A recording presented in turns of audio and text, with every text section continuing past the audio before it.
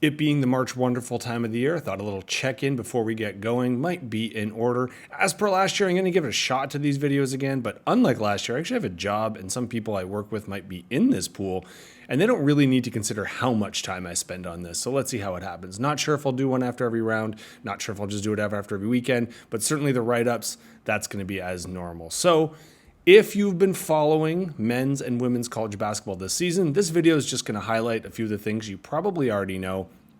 But if you come into this pool kind of blind every year, you know a few of the names and places. Hopefully this is just designed to get you a little bit more excited. We're going to talk about the men's, the women's, and our pool. Here we go. We say women's first, not just out of etiquette, but last year that was kind of the story, not just because it was record breaking, not just because of all the big names that then transitioned to the W, which then the W had its biggest year ever. Then an unrivaled league pops up that is essentially partially owned by players, so it's definitely been the common discourse. But also it was just a phenomenal year in women's college basketball this year. If you've been following along, you're probably watching some of the USC, UCLA back and forth. Looks like USC had them for a while, then UCLA actually wins. And I had to double check this 3 times just because it still doesn't feel right to say the Big Ten championship. Conferences are weird and nothing matters anymore. But this gave us a lot of stories just on top of this. These are 2 top 5 teams, have been for most of the season, back and forth, but obviously UCLA being the big team, Juju Watkins being one of 2 returning freshmen last year who were first team all NCAA. So their big stories, the 51 points against Stanford. So both are going to be teams that this year into the brackets, it's going to be more how far do you think they're going to get, and it's going to be a big deal if they get bumped off.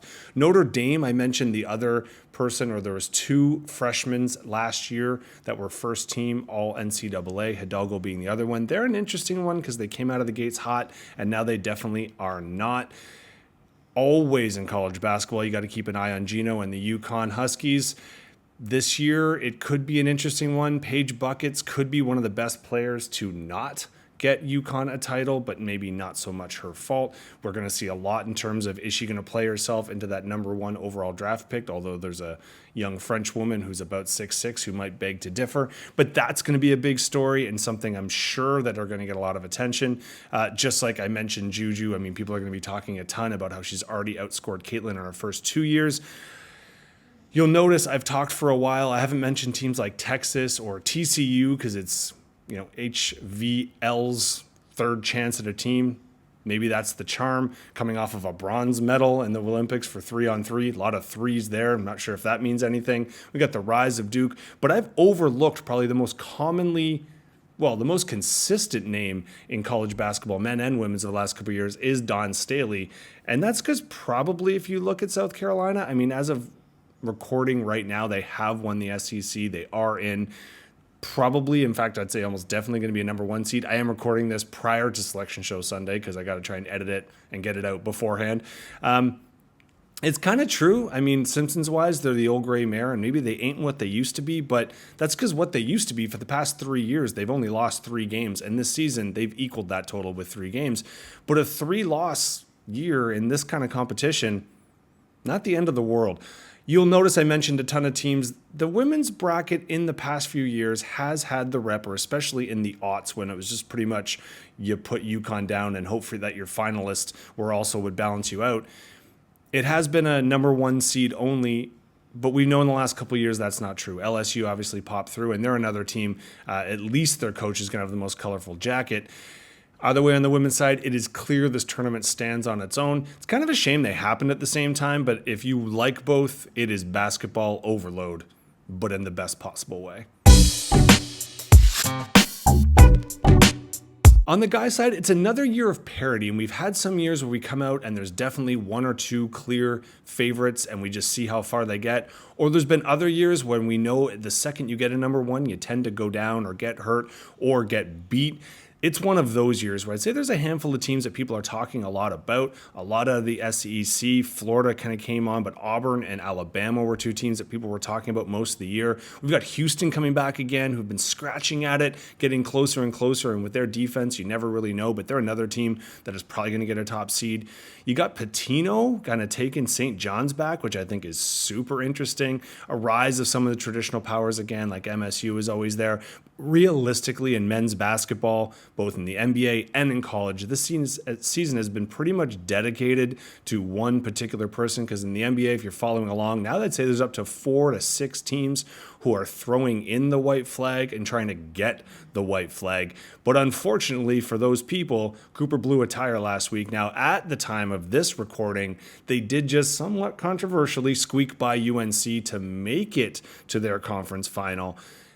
I don't think they need the conference final to probably get a number 1 seed, so I don't know if you really need to see him in the bit.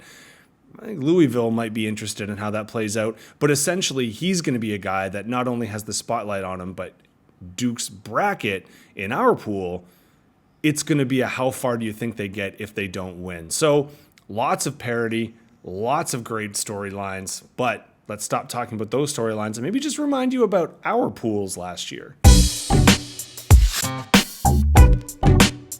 It was the first year we expanded to 2 pools. I know that took me a little longer than it should have, but it is what it is. So in the past, we've had 1 person enter the Hall of Champions, and you don't really read that part of the website until you become that part of the website. You'll notice a bit of a design change this year.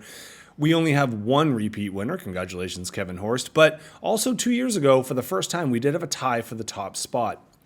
If you've ever been in a tie for money in this pool, you know I get in touch with you and I ask you, do you want something to break the tie, or will you take the tie, split the cash from those prizes, etc. That year, Juan and Jackie both entered the hall with our first co-winner. So last year we knew we were going to get 2 winners, but we got 3, didn't we? Lara is the first women's champion, not the first woman to be a champion, but the first one of the first women's bracket we had, and we will be returning with the women's bracket again this year. Let's see if she can defend the title. But on the men's side, we did get another split winner. We had Jake the Snake Ferguson, who's been a frequent payout, but first-time champion. And then speaking of first time, we had the youngest ever champion with Penny the Little Thrill of Rugden Hill winning not only the house pot, but taking down the whole title.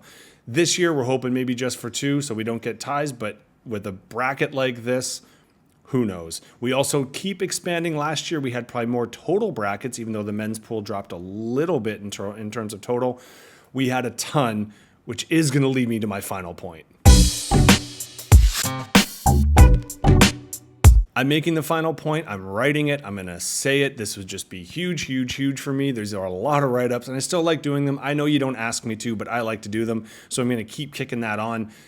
As soon as you fill out the bracket, if you feel comfortable, if you'd like to download the PDF and send it to me, or hey, if you want to give me an idea, especially with your kids, maybe there's a certain artist or a song they're into or a picture, anything that gives me a hint so I can write your write-up beforehand.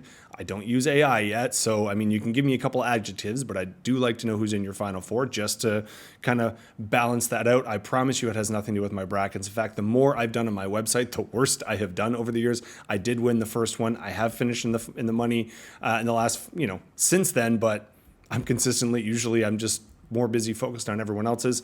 Anyway, sending it to me early helps so I can get as much done as I can before the ball is tipped on Thursday. So please and thank you to those who end up doing that. Aside from that, I'm ready for the madness. Well, I don't know if I'm ready for the madness, but it's happening anyway. Can't wait. Favorite time of the year.